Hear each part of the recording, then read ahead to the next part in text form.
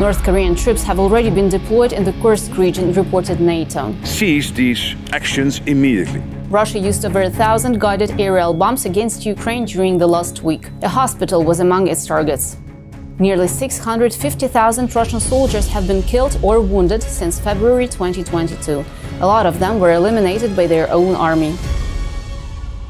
Hi, I'm Iva Kucherenko. This is United 24 Media. Russian troops attacked the city of Kharkiv, injuring 21 civilians. 5 children were among the wounded, reported the State Emergency Service. In the early hours of October 28, Russia hit 3 districts of the city as well as the surrounding region. The strikes caused damage to residential buildings. In the last week alone, Russian forces used over 1,100 guided aerial bombs, more than 560 attack drones, and about 20 missiles of various types against Ukraine. This was reported by President Zelenskyy. In the statement shared on Telegram, Zelenskyy underlined that Kyiv is working hard with its partners to stop Russia, strengthen Ukraine, and protect civilians. Russia struck the city of Dnipro, killing 5 civilians as a residential building and a hospital were hit.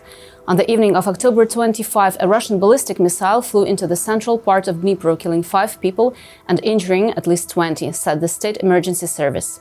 At that time, surgery was underway at the Mechnikova Regional Hospital. The hospital director spoke to Suspilne Media about the strike. The horrific explosion that happened yesterday at 23:05 twisted the souls of probably every patient that was here in treatment, of which there were actually 1,703 people. Almost all of them were in critical conditions, heading for immediate surgeries or care. Unfortunately, one of the cancer-ridden patients got injured in a strike. He has lacerations on his head.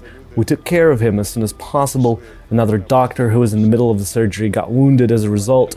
His back was completely shredded by the glass trays. On Sunday, the city announced a day of mourning for those lost to the Russian attack. To follow the latest news from Ukraine, subscribe to our YouTube channel. Nearly 650,000 Russian soldiers are already dead or wounded in the war, stated President Zelenskyy. In an interview with the Times of India, he mentioned that many Russian soldiers were killed by their own army. Russia itself has killed a lot of Russians. A lot of mobilized Russian soldiers were killed by the Russian army itself because they were afraid to go forward, to advance, to die under bullets or to be wounded, and they ran back and were killed by their own army. These are their laws. They don't care about the numbers. In the interview, Zelenskyy also pointed to the potential that Indian Prime Minister Narendra Modi could help mediate peace talks to bring an end to the war in Ukraine. According to Zelenskyy, Modi is a prime minister of a huge country from the perspective of population, economy, influence and impact. And such a country cannot simply say that it is not interested in the end of the war. The Ukrainian president also added that blocking the Russian economy, cheap energy resources and the work of the Russian defense industry will lead to Russia's decreased ability to fight. NATO Secretary-General Mark Rutte confirmed the involvement of North Korean troops in Russia's war against Ukraine.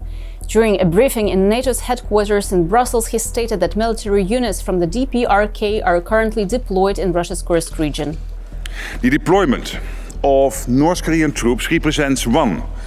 A significant escalation in the DPRK's ongoing involvement in Russia's illegal war. 2. Yet another breach of UN Security Council resolutions. And 3. A dangerous expansion of Russia's war. NATO calls on Russia and the DPRK to cease these actions immediately. According to Rutte, the deepening military cooperation between Russia and North Korea is a threat to both Indo-Pacific and Euro-Atlantic security. However, he added that the deployment of North Korean troops to Kursk is also a sign of Putin's growing desperation. Rutte says over 600,000 Russian soldiers have been killed or wounded in the war, and Russia's self-proclaimed president is unable to sustain his assault on Ukraine without foreign support. Canada delivered a new batch of LAV 6.0 armored combat support vehicles to Ukraine, specifically in a medical configuration. This was reported by the Canadian Armed Forces Joint Task Force via their account on X.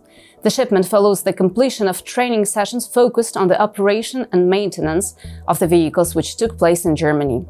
The decision to transfer these APCs was first announced in September 2024 during the Ukrainian president's visit to Canada.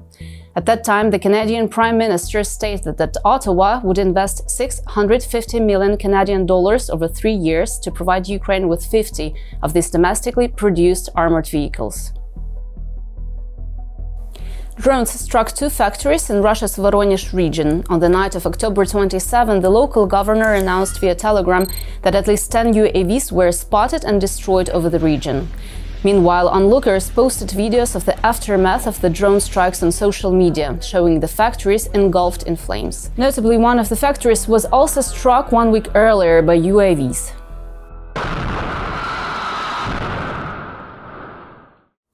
The Wild Race charity competition held in Kyiv aimed to raise 15 million hryvnias, which is nearly $360,000, in drones and electronic warfare systems for Ukrainian defenders. The hurdle race is the largest of its kind, according to the event organizers. The famous Ukrainian 93rd Holodny Yar mechanized brigade participated with 18 other units of the armed forces, including Special Operation Forces, the National Guard and the Defense Intelligence of Ukraine. More than 1,000 attendees, both civilian and military, were present for the obstacle course. Some were submerged in water at the finish line, hanging on a tight rope and a ramp you need to scale in order to complete the wild race.